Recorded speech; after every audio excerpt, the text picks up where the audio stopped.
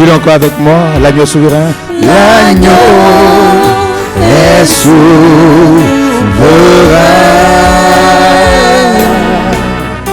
L'agneau est souverain. Dieu le plus fort, l'agneau est souverain. L'agneau est souverain. L'agneau est souverain. Il est souverain sur la maladie, il est souverain sur la mort, il est souverain sur les pandémies, il est souverain sur les virus, il est souverain sur tous les hommes. Disons ensemble, l'agneau est souverain. Seigneur, nous bénissons ta souveraineté, nous bénissons ton nom.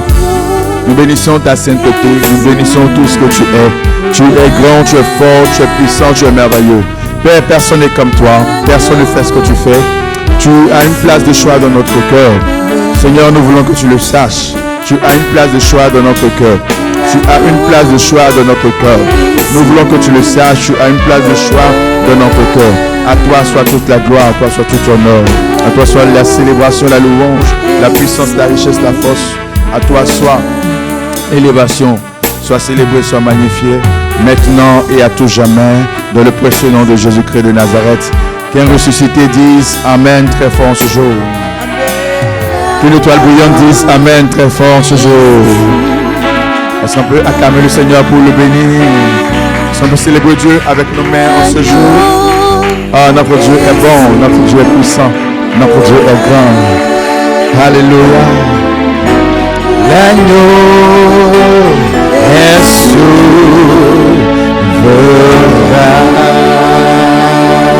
Disons-le une dernière fois. L'agneau est souverain.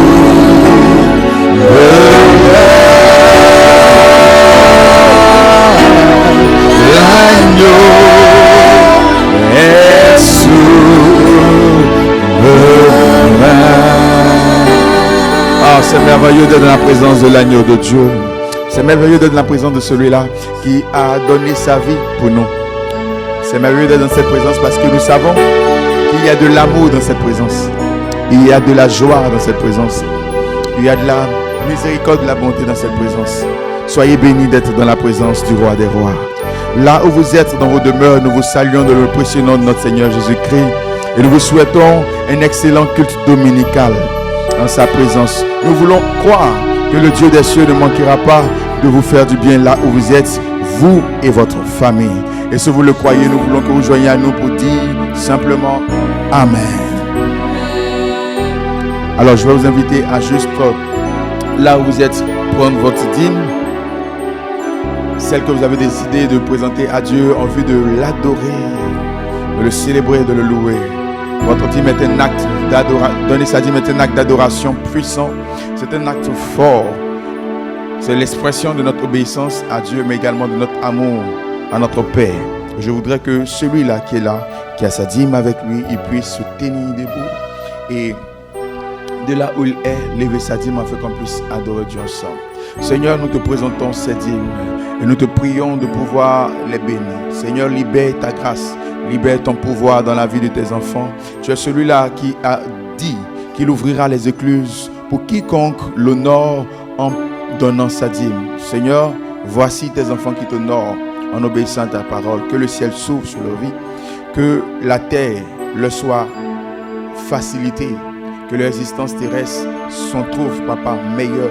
Je prie que tu leur donnes là où ils sont, de voir leur provision être visitée de façon surnaturelle. Que le grenier, le cruche et le corbeil ne se vident point, mais se remplissent constamment. Merci parce que même dans temps de crise, ils seront toujours et toujours approvisionnés au nom puissant de Jésus. Dis Amen. Alléluia. Alors, vous allez venir déposer vos dîmes avec foi, avec action de grâce, avec reconnaissance, avec amour. Toi qui as ta dîme, tu peux venir, voilà, et déposer avec foi, action de grâce, reconnaissance, amour. Bien-aimés, ce matin, nous sommes plus qu'heureux de pouvoir être là pour partager la merveilleuse parole de Dieu. Nous savons une chose, c'est que Dieu est fidèle. Et dans sa fidélité, il nous donnera d'être richement bénis, d'être richement entretenus, de recevoir des choses qui, ma foi, vont nous aider à pouvoir marcher d'une manière plus forte, plus importante, d'une manière plus précise, j'ai envie de dire, sur le chemin que Dieu a tracé pour nous. Et si tu le crois avec moi, je veux que tu dises un très bon amen. Alléluia. Qui est content d'être dans la présence de Dieu? Si tu es content de ta place à la maison où tu es, balance juste la main et regarde ton conjoint, ta conjointe, et regarde tes enfants. Dis-leur, c'est merveilleux d'être dans la présence du Seigneur Jésus. Amen, amen, amen, amen. Bien-aimés, ce matin, nous allons commencer une nouvelle série d'enseignements très importante que j'ai intitulée « Tel il est, tel nous sommes aussi dans ce monde ». Tel il est, tel nous sommes aussi dans ce monde. Amen, amen. Nous allons voir un sous-thème que je vais donner tout à l'heure. Mais avant, je vais vous inviter à prendre le texte qui nous permet de pouvoir faire cette affirmation qui constitue notre thème de ce jour. 1 Jean, le chapitre 4, le verset 17. 1 Jean, le chapitre 4, le verset 17. Tel il est, tel nous sommes dans ce monde. On y va pour la lecture. Tel il est, tel nous sommes aussi dans ce monde. Oui. C'est en cela que l'amour est parfait en nous, afin que nous ayons de l'assurance au jour du jugement. Amen. Alléluia. Donc Jean nous dit ici que tel que Christ est, tel que Dieu est, tel vous et moi nous sommes dans ce monde. Amen, amen. Cela sous-entend que nous devons manifester la nature de Christ. Nous devons manifester la vie de Christ. Nous devons manifester les attributs de Christ. Ces choses-là qu'il a manifestées sur la terre et qui lui ont valu d'avoir un témoignage favorable. Et je veux croire que c'est eu égard à ces choses, à ces valeurs, à ces vertus manifestées par les disciples d'antan, les disciples de l'église primitive, que les habitants d'Antioche ont bien voulu leur attribuer, on va dire ça comme ça, l'appellation de chrétiens.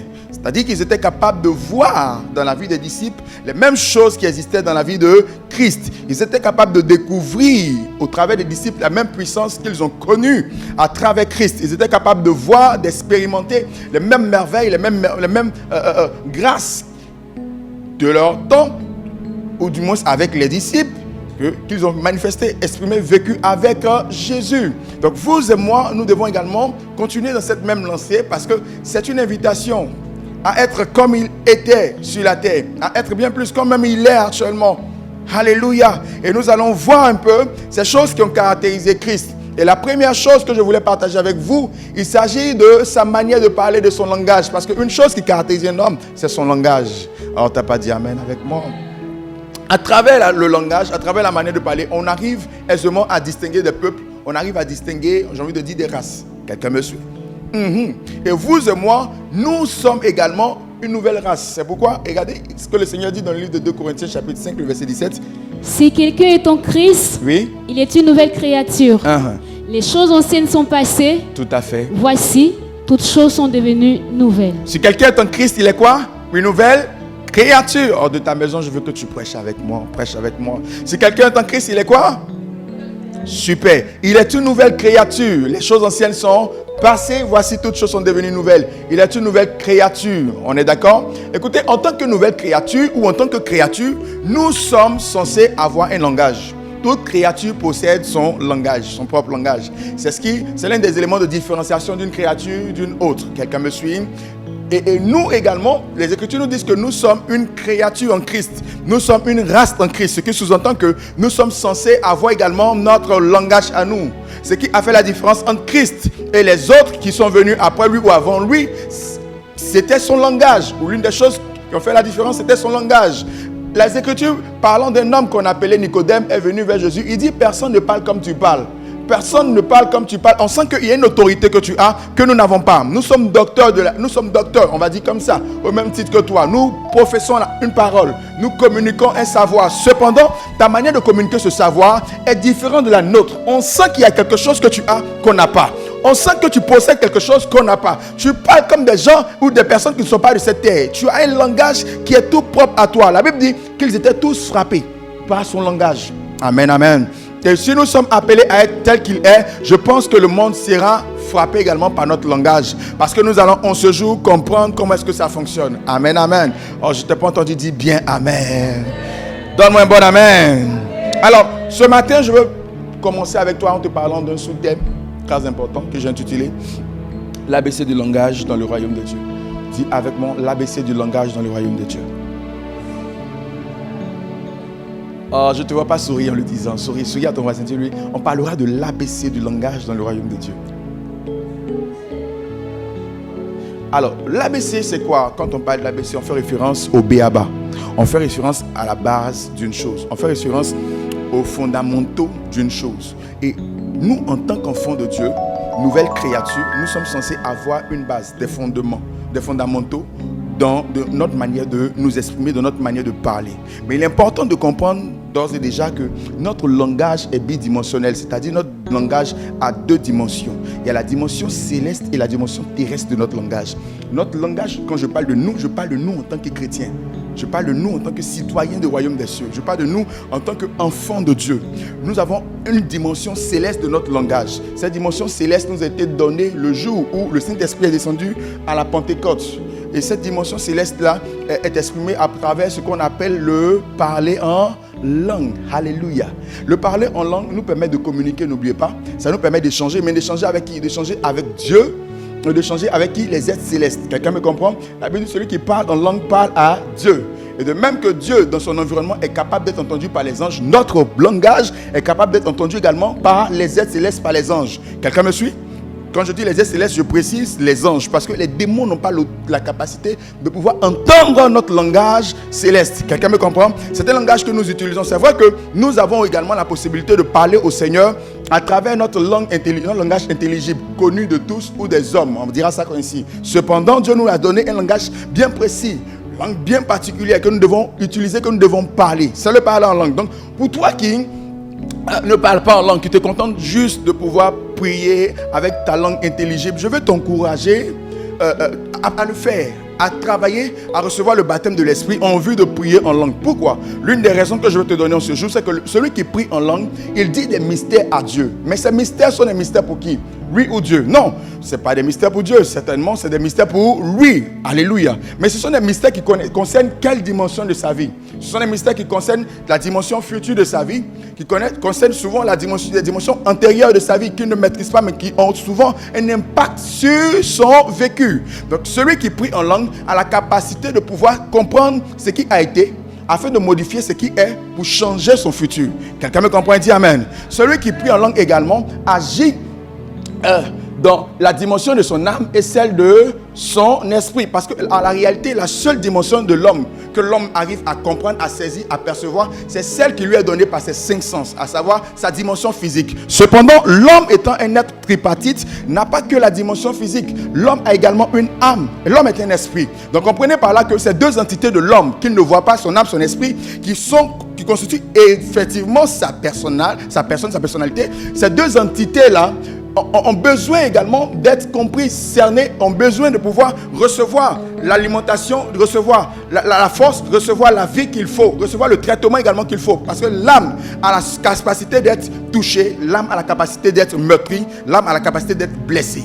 Et vous et moi, nous savons que nous ne pouvons pas forcément voir de visu les blessures de notre âme. Mais qui est capable donc de voir les blessures de notre âme afin de pouvoir apporter la solution, afin de pouvoir apporter le remède qu'il faut lorsque notre âme est blessée? Il s'agit de notre esprit. C'est pourquoi dans les Écritures, il nous est dit, qui connaît les choses de l'homme, si ce n'est l'esprit de l'homme qui habite en lui? Alors, si ton esprit est l'entité qui maîtrise toutes les réalités de ta vie, les réalités spirituelles, les réalités émotionnelles liées à l'âme et les réalités physiques, alors sache que quand tu pries par l'esprit ou tu pries en langue, c'est-à-dire tu pries avec ton esprit, tu permets à cet esprit-là de pouvoir présenter à Dieu tes réels besoins. Alléluia. Parce que l'esprit voit les besoins de ton âme, et quand tu pries, l'esprit dit à Dieu, voici ce dont son âme a besoin. Quand tu pries avec ton intelligence dit non, j'ai besoin d'une maison. Mais ton âme peut-être a besoin d'une consolation, a besoin d'une transformation et non d'une maison. Alléluia. C'est pourquoi tu as besoin de prier en esprit. Ça, c'est la dimension céleste de notre langage. Nous parlons en langue, nous prions en langue. Mais ce n'est pas seulement cette dimension que nous devons comprendre et connaître. Il y a la dimension physique. La dimension physique, c'est celle-là que nous utilisons pour échanger avec notre monde naturel, pour échanger au milieu des hommes. Aucun chrétien ici échange avec ses frères en parlant en langue. Alléluia. Quand tu vois ton frère, tu ne lui dis pas Lokoti Kaba Yatasata. Quand tu veux le saluer, ça n'a pas de sens. Alléluia. Quand tu veux demander à ton frère de te rendre un service, il ne dit pas Mounlandesi Katoba la Yekete. Il ne comprend pas. Alléluia. Bien qu'étant un langage surnaturel, un langage céleste, mais il ne comprend pas. Pourquoi? Parce que Dieu n'a pas voulu qu'on puisse, étant sur la terre, communiquer de la sorte. Cependant, il y a un langage bien spécifique qu'il nous a donné en tant qu'enfant de Dieu, en tant qu'une race mise à part. Ce langage-là est propre à nous. Ce langage est censé nous identifier. Ce langage est censé nous déterminer. Quelqu'un me suit? C'est pourquoi celui qui parle ce langage, nécessairement, sera en train de parler le langage de Dieu. Amen, amen. Alors de quoi il s'agit? De quel langage parlons-nous? De quoi nous voulons parler de façon concrète? Il s'agit de ce que nous appelons la parole parlée. Dis à ton voisin la parole parlée. Alors dis-lui bien la parole parlée. Quand on fait référence à la parole parlée, on fait référence à quoi? On fait référence à l'usage de la parole au travers de nos propres mots. On fait référence au fait d'utiliser la parole en communiquant avec les autres. On fait référence au fait de mixer la parole avec nos expressions afin de communiquer la pensée de Dieu. Mais pourquoi est-il si important de parler la parole? Permettez-moi de vous en donner quelques raisons, juste quelques raisons. Il y a tellement de raisons qui expriment la nécessité de pouvoir parler la parole. Qui a envie de connaître ces raisons avec moi? Lève ta main, fais comme ça. Alléluia. La première raison est que Dieu veille sur sa parole pour l'accomplir. Quand vous lisez le livre de Jérémie, le chapitre 1, le verset 12, il a dit qu'il veille sur quoi? Sa parole pour l'accomplir. Dieu ne veille pas sur ta parole pour l'accomplir. Dis amen. Ce n'est pas parce que tu as de belles paroles, ce n'est pas parce que tu as un volume de paroles important que lorsque tu parles, Dieu va exécuter cela. Non. Dieu exécute ta parole lorsqu'il arrive à retrouver sa parole dans tes mots. Lorsque Dieu ne retrouve pas sa parole, il ne peut pas exécuter tes paroles. Non. Alléluia.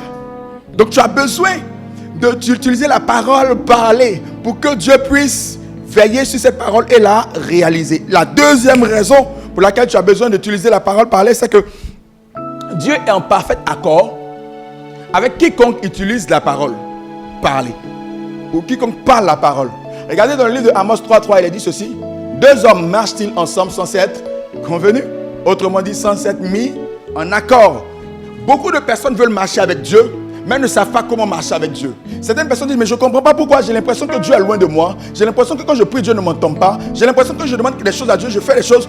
Dieu s'oppose ou il n'adhère pas. En réalité, le problème, c'est que deux personnes ne peuvent pas marcher ensemble si elles ne se mettent pas d'accord. Tu ne peux pas marcher avec Dieu et espérer que Dieu soit dans ce que tu fais si tu ne te mets pas en accord avec lui. Quand tu veux marcher avec Dieu, tu dois d'abord être en accord. Et la meilleure manière d'être en accord avec quelqu'un, c'est de pouvoir parler le même langage que cette personne. Alléluia. Quand la personne dit, ça c'est rouge, tu dis c'est rouge. Quand la personne dit c'est jaune, tu dis c'est jaune. Tu dis pas non c'est rouge, mais il n'y a plus de main qui vaille. Alléluia. Donc vous devez comprendre que nous, vous et moi, avons besoin d'être en accord avec Dieu. Et pour être en accord avec Dieu, tu as besoin de parler sa parole. Lorsque Dieu dit tu es guéri, tu dis je suis guéri. Même quand tu sens les douleurs, tu dis je suis guéri. En agissant ainsi, tu es en train de te mettre en harmonie avec Dieu. Et quiconque est en harmonie avec Dieu finira par voir toujours Dieu se manifester dans ta vie, dans sa vie. Oh, je peux voir le Seigneur en train de se manifester dans la vie de quelqu'un ce jour.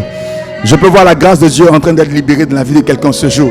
Alors qu'il se met en accord avec la parole de Dieu, cette merveilleuse parole produit des merveilles dans sa vie. Une autre raison pour laquelle il est important d'obéir à la parole de Dieu, c'est que les anges de Dieu, les anges qui sont dans les cieux et qui agissent sur la terre, au milieu des hommes, ces anges de Dieu-là, obéissent à la voix de sa parole. Ça veut dire quoi? Lorsqu'on lit le psaume 103, le verset 20, il est dit ceci: bénissez Dieu, vous tous ces anges, qui êtes puissants en force et qui exécutez ses ordres en faisant quoi?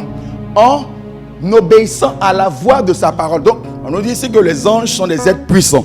Les anges sont des êtres célestes, forts, qui obéissent, qui exécutent les œuvres, les voies de l'Éternel, en obéissant à la voix de sa parole, en obéissant à la voix de sa parole. Nous savons que la parole de Dieu que nous avons, les Saintes Écritures qui sont la parole de Dieu que nous avons, n'ont pas de voix. Cependant, à quel moment la parole commence à avoir une voix? Lorsqu'elle est portée par une personne, lorsqu'elle est promulguée confessée, prophétisée par un homme, un être qui croit. Donc quand tu commences à parler la parole, tu commences à dire la parole, tu donnes une voix à cette parole-là. Et quiconque donne une voix à cette parole, voit les anges se lever pour accomplir cette parole. Or, je vois les anges se lever pour ta vie à partir de ce jour. Des gens se lèveront pour combattre tes combats. Des gens se lèveront pour asseoir la victoire de Christ dans ta vie. Parce que, ayant décidé de faire quoi? De parler la parole. Dis à ton voisin, parle la parole. Amen. Une autre raison pour laquelle tu dois parler la parole, c'est que tout ce qui existe à partir de la parole. Jean 1, 1 à 3 dit, au commencement était la parole. La parole était avec Dieu. Et la parole était comment? Elle était Dieu. Elle était au commencement avec Dieu. Toutes choses ont été faites par elle. Et rien de ce qui a été fait sans elle. Toutes choses ont été faites par elle. Tout ce qui a été fait que tu peux imaginer, sache que cela a été fait à partir de la parole. Et si tu veux voir ta vie connaître certaines créations, voir ta vie posséder certaines réalités, tu as besoin de parler la parole, parce que la parole a une vertu créatrice. Tu n'as pas bien dit amen. La parole de Dieu dans ta bouche aura une vertu créatrice.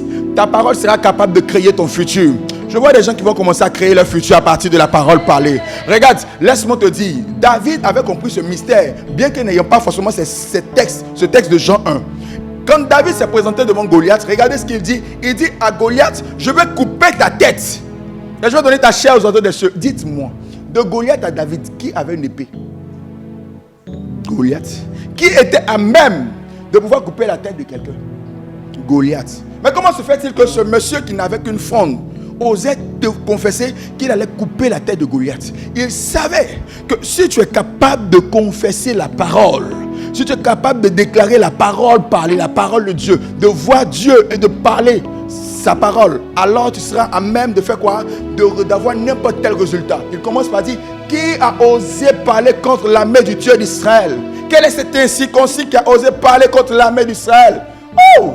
Dieu s'est senti concerné parce qu'il a vu quelqu'un qui le mettait à sa place. Il a vu quelqu'un qui osait croire en sa parole. Cette parole qu'avait déclaré Israël comme étant vainqueur des hommes et vainqueur sur Dieu. On dira ça comme ça en griffe. Celui qui a combattu avec les hommes et a combattu avec Dieu qui a été trouvé vainqueur. Voici quelqu'un qui osait croire qu'aucun homme pouvait résister à Israël parce qu'ils avaient une position de vainqueur. Mais bien plus qu'Israël, toi tu as une position de plus que vainqueur. Alors tu as besoin de croire en la parole et de la parler. Dis à ton voisin, parlons la parole. Oh Dieu, lui parlons la parole. Alléluia. Alléluia. Est-ce que je peux te donner une dernière raison pour laquelle la parole parlée est importante? Cette dernière raison que je veux partager avec toi, c'est que celui qui parle la parole a la domination sur les démons, les sorciers, les agents de l'ennemi et l'ennemi lui-même, à savoir le diable.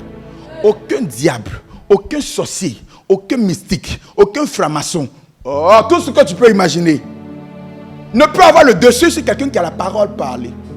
Dis bien amen, dis bien amen. Oh, dis bien amen, dis bien amen, dis bien amen, dis bien amen. Aucun occultiste ne peut dominer quelqu'un qui parle la parole.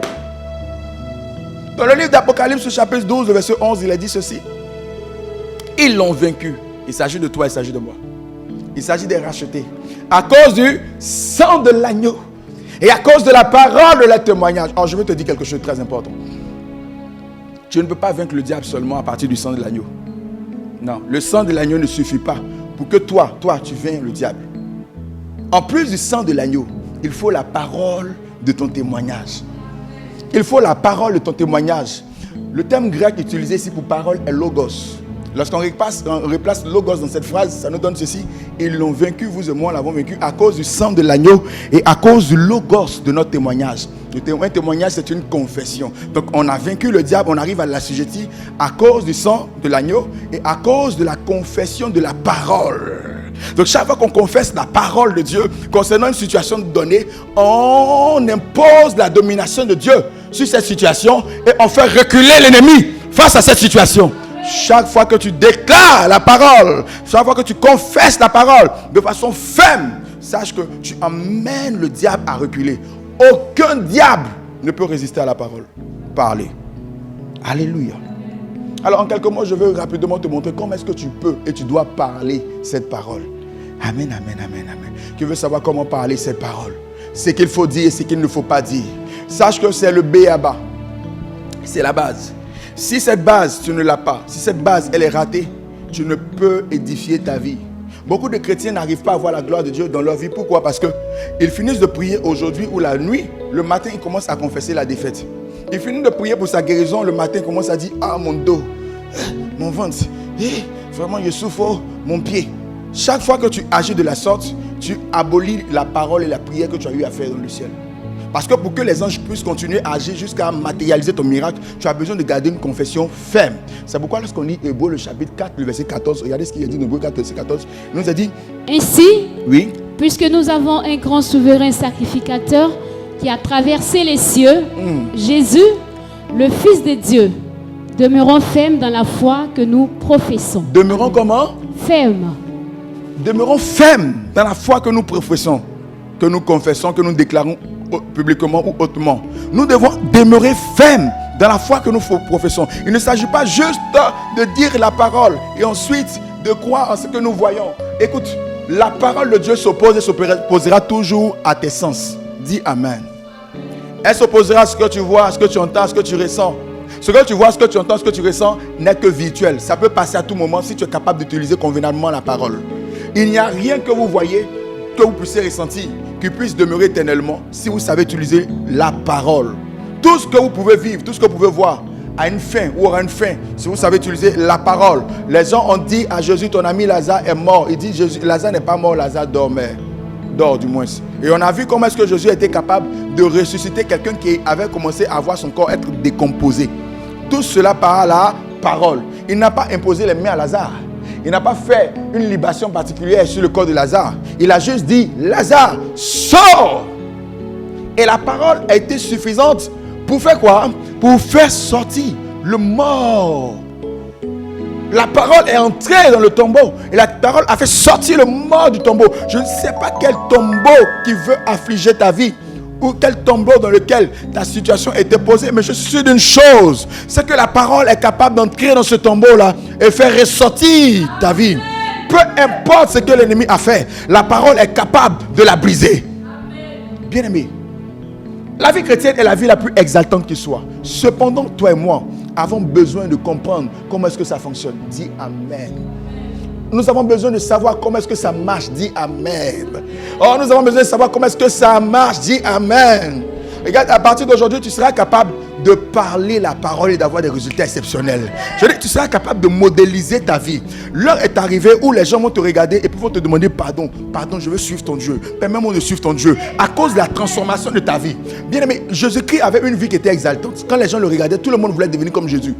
Amen, amen, amen, amen, amen. Aujourd'hui, beaucoup de chrétiens n'ont pas envie beaucoup de personnes n'ont pas envie de devenir chrétiennes. Pourquoi? Parce que lorsqu'elles regardent ta vie, elles ne voient pas la transformation qui doit être. Mais t'inquiète pas, tu viens de recevoir une clé, la plus importante qui soit, pour pouvoir façonner ton existence, ton identité. La parole va façonner ta vie. La parole va changer ta vie. La parole va modéliser ta vie. Si tu le crois, dis, c'est ma saison de modélisation. Ensuite, tu le crois, dis-le, c'est ma saison de transformation. Dis-lui, c'est ma saison de miracle. C'est ma saison de gloire. Alors, regarde. Vous et moi devons apprendre à bien parler. Apprendre à bien parler sous-entend parler correctement. Ça sous-entend dire ce qu'il faut dire et ne pas dire ce qu'il ne faut pas dire. Quelqu'un me suit? Et concernant les choses que tu ne dois pas dire, sache que tu as la responsabilité, toi, de le faire. Dieu ne le fera pas. Concernant les choses également que tu dois dire, il incombe à ta personne de le faire.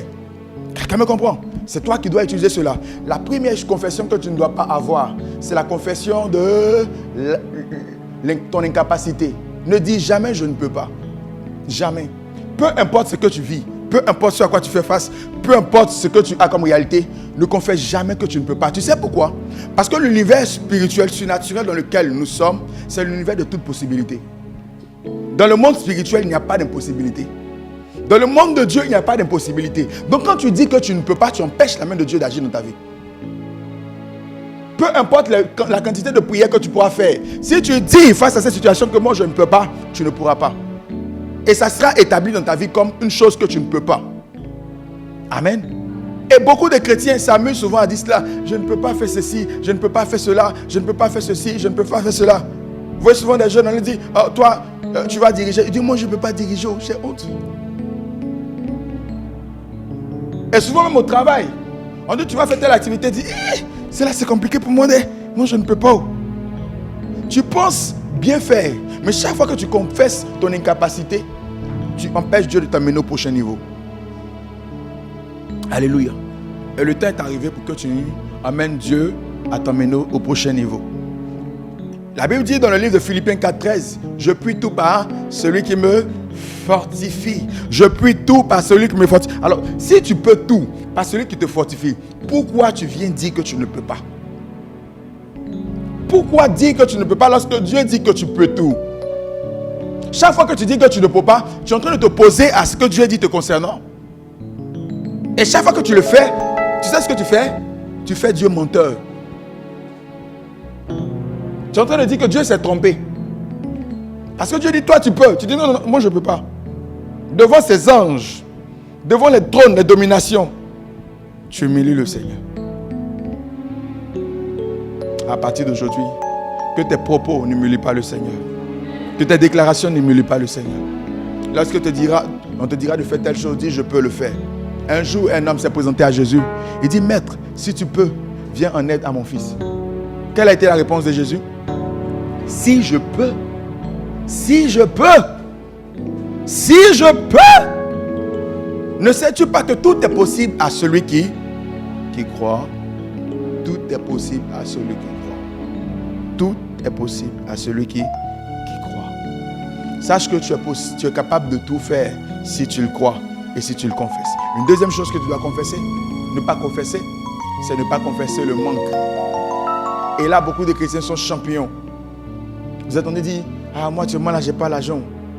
Souvent, on pense bien faire pour se débarrasser d'un frère, d'une soeur, qui nous enquiquine, qui nous fatigue, à nous demander de l'argent. Mais on ne sait pas qu'en le faisant, on est en train également d'amener la pauvreté sur notre chemin, d'amener le manque sur notre chemin. Il y a plusieurs manières de dire que je ne peux pas te venir en aide sans dire je n'ai pas l'argent. Alléluia. Tu peux juste dire à la personne, ok, j'ai compris, dès que possible, je te reviendrai. Amen, amen. Tu ne lui as pas dit que tu n'as pas d'argent. Quand tu dis que tu n'as pas d'argent, tu établis dans les cieux sur la terre que l'argent ne doit pas venir dans tes mains. Chaque fois que tu dis que tu n'as pas quelque chose, cette chose ne peut pas venir même si tu pries. Je me souviens d'une histoire qui m'a marqué. Il s'agit de l'histoire d'Abraham. Abraham, Genèse chapitre 22, prend son enfant et ils vont à Morija. Sur le chemin, l'enfant dit à son papa, « Papa, voici le bois et le feu pour l'holocauste. Mais où est l'agneau? Où est l'agneau ?»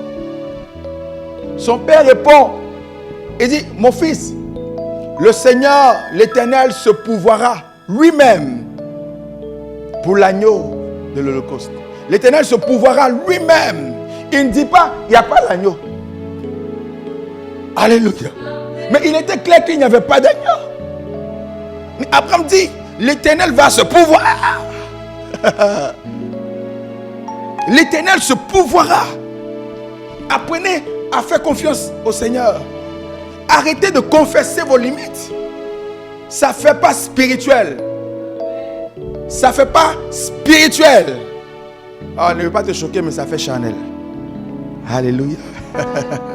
L'Éternel se pourvoira lui-même. Lorsque les gens te disent, oh, actuellement là il y a la crise, c'est parce que d'ici 1-2 mois on a à manger. Tu dis, moi j'aurai à manger parce que l'Éternel a déclaré qu'il pourvoira à tous mes besoins. Il pourvoira à tous mes besoins. Lorsque les gens disent, ça sera compliqué, il risque d'avoir des famines. Tu dis à ces personnes quand elles te parlent, l'Éternel est mon berger, je ne manquerai de rien. L'Éternel est mon berger, je ne manquerai de rien. Apprenez à parler la parole. Ne dites pas juste, ça va aller. Ça va aller. Tu as vu ça dans quel verset? Donne-moi la référence de ça va aller. Et c'est devenu un langage chrétien. Quand tu parles, non, ça va aller. Ça va aller, Dieu contrôle, ça va aller. C'est devenu une panacée pour tous les mots. Telle chose, ça va aller. Dieu contrôle, ça va aller. Non! Parle la parole. Qu'est-ce que Dieu dit concrètement face à cette situation? Dieu ne dit pas ça va aller. Il dit qu'il pourvoira à tous tes besoins. Il dit qu'il prendra soin de toi. Aie confiance en Dieu et confesse cela hautement. Dieu cherche des hommes courageux. Oh, j'ai pas entendu ton amen. Dieu cherche des personnes courageuses. Trop de chrétiens aujourd'hui ont peur d'affirmer haut et fort ce que Dieu dit. Il a dit quoi? Si tu as honte de moi devant les hommes, les gens pensaient qu'il s'agissait seulement d'annoncer l'évangile. C'est pas ça. La Bible elle-même est appelée la grande confession. Si tu as honte d'annoncer la parole, de dire la parole, de dire ce que Dieu pense face aux situations que tu vis, tu as honte de dire ce que tu es en Christ, ce que Dieu représente pour toi en Christ, sache que Dieu aura honte de toi devant son Père. Christ aura honte de toi devant son Père. Amen, amen. Et il ne pourra pas témoigner en ta faveur devant son Père. Il ne pourra pas dire, Père, c'est mon fils, viens lui en aide. Que la honte soit bannie de ton cœur. Que la peur de confesser la parole soit bannie de ton cœur. La troisième chose qu'il ne faut plus confesser, ce sont tes peurs. Arrête de confesser tes peurs. Arrête de confesser tes peurs. Dans cette histoire de coronavirus, beaucoup de personnes ont confessé leurs peurs. Alléluia. Et est-ce qu'on va vivre même? De toute façon, il y a une dame qui a dit, les Africains doivent se préparer à avoir beaucoup de morts là. Ah, est-ce que nous-mêmes là, on n'est pas dedans aussi? La Bible dit, dans le livre de Timothée 1, verset 7, ce n'est pas un esprit de timidité que Dieu nous a donné, mais un esprit de force, d'amour et de sagesse. Un esprit de force, un esprit de force, d'amour et de sagesse. Un esprit de force. Ce n'est pas un esprit de peur, mais un esprit de force. Ce n'est pas un esprit de peur, mais un esprit de force. N'aie pas peur. Qui t'a dit que ta vie est le fruit du hasard? Pour que tu meurs de façon hasardeuse. Arrête d'avoir peur. Arrête de te lamenter. Dieu prend soin de toi. Déclare vaillamment cela. Dieu prend soin de moi. L'Éternel est ma force. Alléluia. N'aie plus peur. Une autre chose que tu ne dois pas avoir comme confession, c'est la souveraineté de Satan et de ses démons sur ta vie. Beaucoup de personnes confessent la souveraineté des démons de Satan sur leur vie. Quand ils ont un petit problème, ça là même là, ça ce sont les riens héréditaires. Ça c'est à cause de ma grand-mère. Nous dans notre famille là c'est comme ça. Les femmes là ne se marient pas. Ça va ça depuis tu veux pas marier. Nous-mêmes là dans notre famille là c'est comme ça. Les garçons là 15 arrivent à péter 40 ans, ils tombent malades. Ça c'est un lien dans notre famille. La Bible dit, Christ t'a enlevé du royaume des ténèbres. Il t'a translaté de ce royaume là au royaume de sa lumière. Pourquoi tu crois encore que les choses de ce royaume sont réelles dans ta vie? Pourquoi tu confesses cela? Pourquoi tu confesses la souveraineté du diable, de Satan dans ta vie? Satan n'est plus ton Seigneur, il n'est plus ton maître. Les démons ne sont plus tes maîtres. Alléluia. Dans beaucoup de chrétiens, quand ils sont là, quand ils entendent une voix, ils sont dans des prières, ils entendent une voix, et ça là, ce n'est pas Satan. Bon, j'ai une question simple à te poser. La Bible dit que ton corps est un temple. Donc il y a forcément un esprit qui habite là-bas. C'est quel esprit vous? Les Adam. Les Écritures disent que ton corps est le temple de qui? Du Saint-Esprit. Donc quand tu pries, pourquoi tu penses que ce sont les démons qui sont en train de te parler? Donc le mec qui est dans ta maison là, lui il ne te parle pas. Il s'assoit, il croise ses pieds et puis il laisse les démons entrer. Allez-y, parlez. Elle est en train de prier, sa voix prie. Parlez. Non! Mais arrêtez de mettre le diable à un niveau élevé dans votre vie. Arrêtez de voir Satan partout dans votre vie. On le voit partout. Tu heurtes contre une pierre. Oh, ça c'est les esprits là, c'est les démons là. Là encore tu as vu esprit, tu as vu démon. On connaît tout de Satan, on ne connaît rien de Dieu. Si on dit un ange en train de passer ici, oh, c'est quoi ça? Vous avez des enseignements bizarres. Mais si on dit un esprit un peu à posséder des choses, ça c'est vrai. Moi-même je sens que l'esprit là, il a senti qu'il est vu là. J'ai su que la fille elle est possédée. Tu as vu un démon, tu es capable de discerner un démon. Tu n'es pas capable de discerner la présence d'un ange. Arrêtez de célébrer le diable. Le diable est un adversaire déjà vaincu. Je le répète, le diable est un adversaire déjà vaincu. Alors une chose que tu ne dois pas faire également, il s'agit de confesser ta défaite. Tu n'es pas un défaitiste. Tu sais pourquoi? Parce que Romains 8, 27, le Seigneur nous a rassurés. Il dit, nous sommes plus que vainqueurs. Il utilise un superlatif. On n'est plus que vainqueurs. Vous et moi là, on n'est pas juste des vainqueurs. On est des plus que vainqueurs. Nous sommes plus que vainqueurs. Donc pourquoi est-ce que tu confesses ta défaite? Ce que les hommes appellent défaite, toi et moi, nous ne devons pas appeler cela défaite. Amen, amen. Oui, notre langage est différent. Nous ne connaissons pas la défaite. Parce que nous avons été allaités à la mamelle de la victoire. Amen, amen. Nous sommes des plus que vainqueurs. Tu dois cesser de confesser également ton manque de sagesse. Parce que Jésus-Christ a été fait sagesse pour nous. Nous sommes la sagesse de Dieu. Amen, amen. Nous sommes la justice de Dieu. Arrête de confesser la domination de la maladie dans ta vie. Commence à confesser la victoire de Christ dans ta vie. Arrête de dire ce que tu ressens. Ce que tu ressens peut changer. Dis amen. Ce que tu ressens peut changer. Et on pense pouvoir bien faire en le disant. On regarde des gens en le disant, moi je ne comprends pas vraiment, je suis malade. Tu as quoi? Je ne sais pas. Tu as quoi? Non, je ne sais pas, c'est de mon corps là. Des choses se passent dans mon corps. Et c'est ce que tu confesses. Pendant que Ésaïe 53, le verset 5 dit, par ce meurtrissure, tu es guéri. Par l'œuvre de la croix, par ce meurtrissure, toi tu es guéri. Arrête de confesser alors que tu es malade. Ne confesse plus jamais la maladie. Même quand tu ressentirais les symptômes, déclare, je suis en bonne santé, je me porte bien. Même si les gens te regardent, ils disent, ah, quand je regarde tes yeux là, je vois que c'est le palu. Tu dis, jamais, c'est l'onction de Dieu qui est dans mes yeux. Tu vois quoi? Je ne peux pas tomber malade. Écoutez, le langage du royaume est un langage de fou. Ceux qui parlent le langage de Dieu sont vus par les hommes comme des fous. Est-ce que les gens te voient comme un fou? Est-ce que les gens te voient comme quelqu'un qui n'est pas normal? Sinon, c'est parce que tu n'as pas encore commencé à parler la parole. Quand tu parles la parole, on te voit comme quelqu'un de fou. Je l'ai dit, je le répète à qui veut l'entendre, ce virus-là ne va jamais m'atteindre. Il ne va jamais me contaminer, il ne va jamais me toucher. J'entends dire, non mais, il y a certains chrétiens qui ont été contaminés, je m'en fous. Je parle de moi, je ne parle pas de quelqu'un d'autre. Je parle de ma foi. La Bible dit, le juste vivra par sa foi, pas la foi de son voisin. Alléluia. Apprends à exercer ta foi, à croire la parole de Dieu. Et une chose que tu ne dois plus faire, c'est d'exprimer la crainte du lendemain. Oh, qu'est-ce que sera ma vie demain? Qu'est-ce que je vais manger? Beaucoup de personnes, à force de penser au lendemain, vous les voyez commencer à dépérir. Quelque chose n'est pas encore arrivé. Hein? Mais tellement qu'ils amènent ça dans leur vie aujourd'hui. Tu le vois commencer à dépérir. On dit, mais tu as quoi? Non, mais quand je pense à ma vie, quand je pense à ma situation, ta situation c'est quoi? Mais je vois les années passent, l'année prochaine, je ne sais pas si je vais pouvoir voyager. Ah! Voyage de l'année prochaine, ça tu as mené aujourd'hui, puis tu es en train de faire son funérail. Alléluia! Oh, regarde ton mari, dis, le pasteur est en train de nous parler. Dis-le, le pasteur est en train de nous parler. Regarde ton voisin, dis-lui, le pasteur est en train de nous parler. Alors, mais tu ne peux pas te permettre de laisser ces choses-là te dominer. Arrête.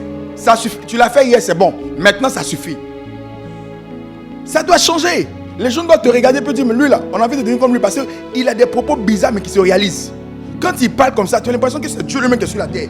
En réalité, nous sommes des dieux. Nous sommes des représentants de Dieu sur la terre. Donc les gens doivent être capables de voir Dieu au travers de nous. Vous pensez que Jésus avait le langage commun? Quand il partait guérir la fille de Jairus et on lui a dit en route, arrête d'importuner le maître, ou du moins on a dit à Jairus, arrête d'importuner le maître parce que ta fille est morte. Il a dit quoi à Jairus? Calme-toi, crois seulement. Il ne faut pas les écouter, toi crois seulement. Arrivé à la maison, il demande, mais pourquoi vous pleurez? Il entend des gens pleurer. Il dit, pourquoi vous pleurez? La fille n'est pas morte, elle dort. Pleure, c'est changé en riz. Ils l'ont regardé quand? C'est quel drôle gars qui est venu. Tu dis quoi? Elle n'est pas quoi? On l'a vue, on l'a touchée, on l'a palpée. Elle est devenue dure comme ça.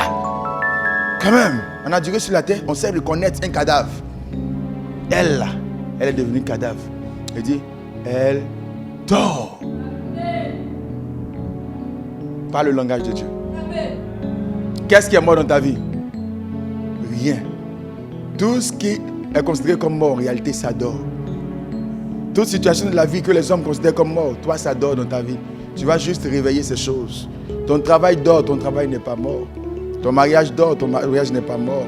Rien n'est mort dans ta vie. Tout est au repos. Amen, amen. Alléluia. Est-ce que tu crois que tout est au repos dans ta vie?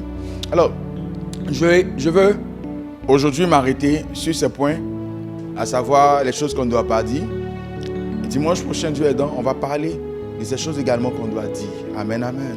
Vous devez avoir foi en Dieu pour proclamer sa parole. Vous devez proclamer la parole de Dieu. Les Écritures nous disent qu'il n'y a aucune condamnation pour ceux qui sont en Jésus-Christ. Ne crois pas que les démons sont capables de te condamner. Ne crois pas que Dieu lui-même te condamne. Dieu ne te condamne pas et Dieu ne te condamnera jamais. Peu importe ce qui arrivera dans ta vie. Je veux te dire une chose importante. Peu importe ce que tu pourras vivre comme situation désastreuse, comme situation humiliante, comme situation oppressante, sache que Dieu ne te condamnera jamais. Tu sais pourquoi? Parce que Jésus-Christ est ton avocat. Dans une cour, l'avocat défend son client. L'avocat ne le condamne pas. Tu sais pourquoi? Parce qu'en Christ, tu es la justice de Dieu. Le juste juge lui-même te déclare juste. Qui condamnera les élus de Dieu? C'est Dieu qui justifie. Wait. Sois tranquille. Quand les gens se lèveront pour dire, toi, ta vie là, dis, moi, ma vie est une vie excellente. La grâce de Dieu est pour moi. La paix de Dieu est mon partage. Dieu est ma force. La servitude ne sera pas mon partage. Aucun démon ne peut habiter dans mon corps. Mon corps est le temple de Dieu. J'ai la vie de Dieu qui coule en moi. Je suis une personne digne, agréable, belle, aimante. Je suis la représentation parfaite de Christ sur la terre. Oh, je suis tellement merveilleux, tellement excellent, tellement beau. Commence à confesser de belles choses. Et tu verras ces choses arriver dans ta vie. Tu deviendras cette lumière qui luit dans les ténèbres. Tu deviendras cette lumière qui apporte la gloire. Que Dieu te bénisse et que sa grâce repose sur ta vie. Je veux de ta place, tu dises un très fort Amen au Seigneur et à cette parole qu'il t'a donnée.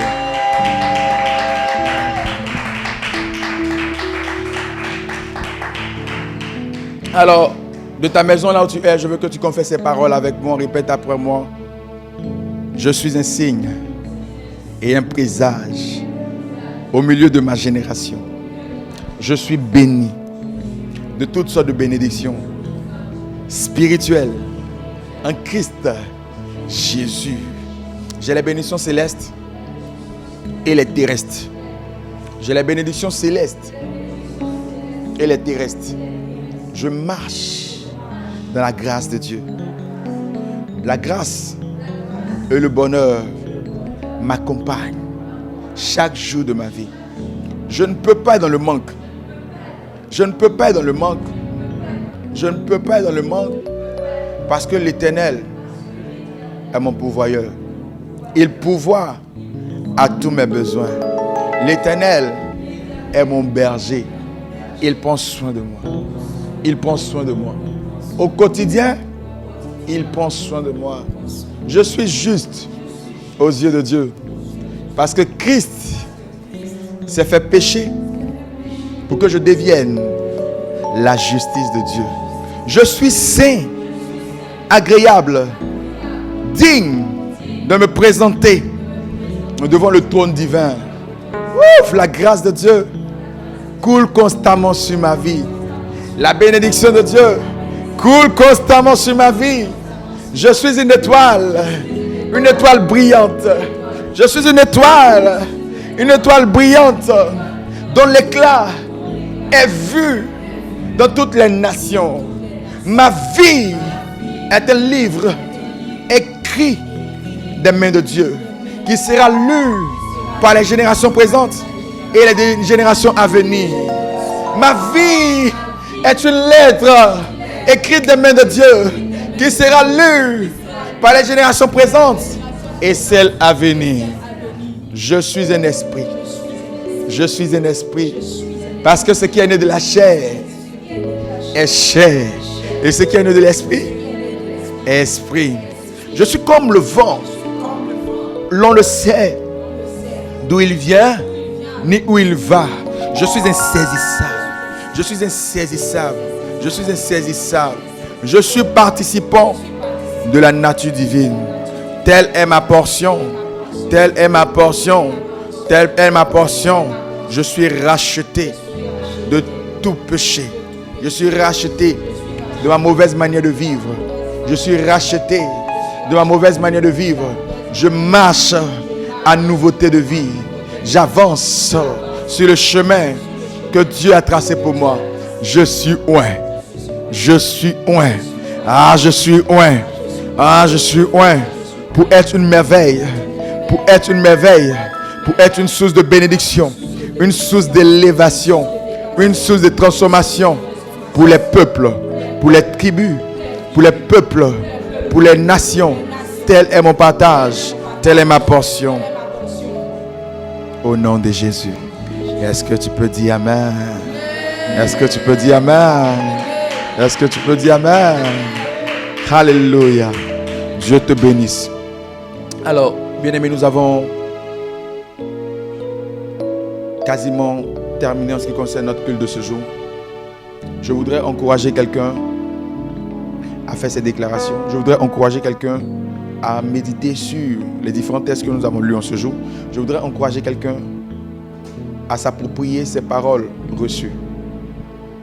Parce que certainement, l'application de ces paroles transformeront ta vie. Elles ont transformé ma vie et elles continuent de transformer, changer la destinée. Je veux croire que tu seras la prochaine personne. Pour ce faire, je veux que de ta place, tu dis merci Jésus. Merci Jésus. Du fond du cœur, merci. Du fond du cœur, merci. Du fond du cœur, merci. Merci Jésus pour ce que tu m'as donné ce jour. Amen. Alléluia. Alors nous allons bénir le Seigneur avec nos offrandes de multiplication. C'est une alliance que nous avons avec Dieu dans cette maison. Dieu s'engageait à être pour nous cette année un Dieu multiplicateur et nous le voyons le faire. Et afin de pouvoir consolider l'alliance de la multiplication, nous apportons à Dieu une offrande dite de multiplication. Je veux que tu prennes ton offrande de multiplication et sous la conduite des chants qui vont t'aider dans ta demeure à te réjouir en donnant au Seigneur. Même à la maison, tu peux prendre ton offrande de multiplication, tu mets juste dans une enveloppe, tu la fermes et voilà, tu le mets juste sur une chaise là pendant qu'on est en train de célébrer le Seigneur avec, et après tu pourras apporter à l'église ou voir tes responsables, les pasteurs, pour leur communiquer ton offrande afin qu'ils puissent acheminer cela à l'église. Voilà, sur ce, on y va pour nos offrandes.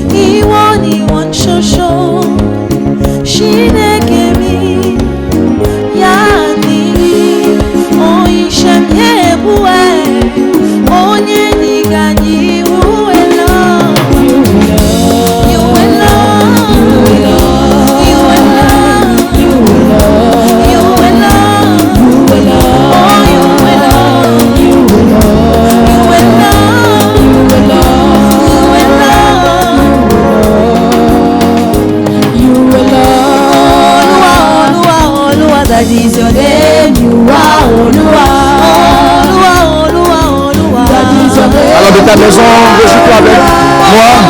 C'est le bon Dieu pour sa bonté, pour sa merveille. Célèbre ton Dieu. That is your name, you are Olúwa.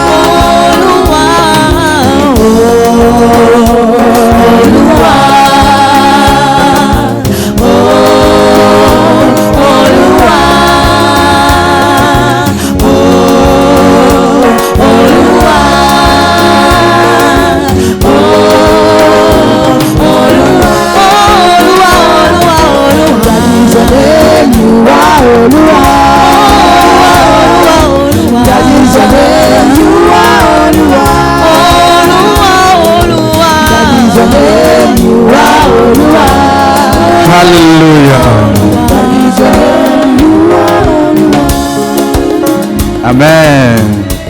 N'est-il pas merveilleux notre Seigneur? N'est-ce pas merveilleux de le louer, de le célébrer? Bien-aimés, nous sommes à la fin de notre moment. Je voudrais vous donner ces informations qui constituent les annonces de la maison avant qu'on puisse nous séparer, j'ai envie de dire, de visu, mais toujours unis en esprit. Concernant les informations de la maison, comme vous l'avez constaté aujourd'hui, nous sommes toujours là. Nous sommes toujours présents, proches de vous. Amen, amen.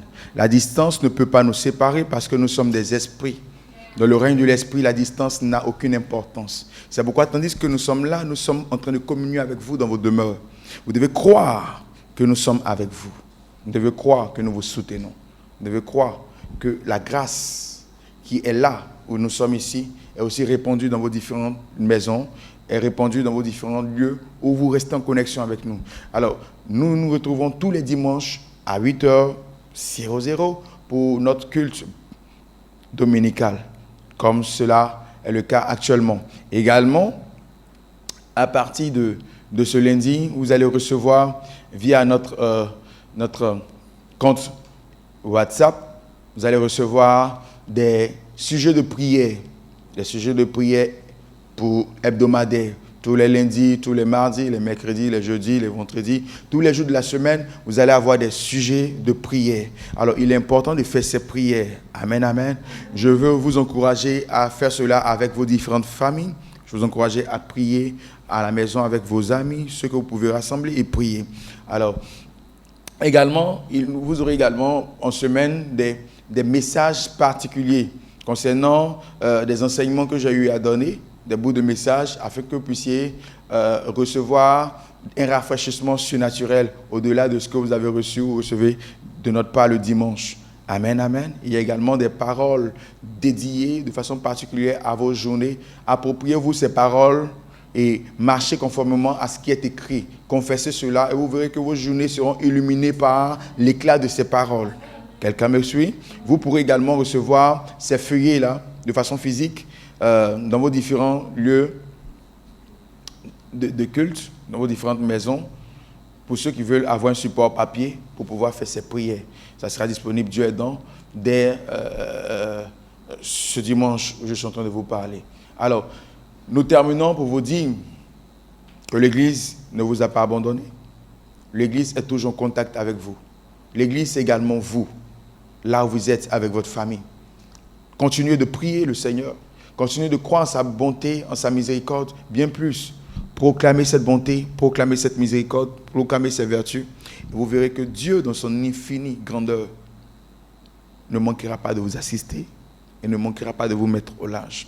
Sur ce, je vous souhaite un excellent dimanche et que la grâce de Dieu qui surpasse toute intelligence, que l'amour de Dieu qui surpasse toute intelligence, que la paix de Dieu qui surpasse toute intelligence, que la miséricorde de Dieu qui surpasse toute intelligence garde vos cœurs en Christ Jésus.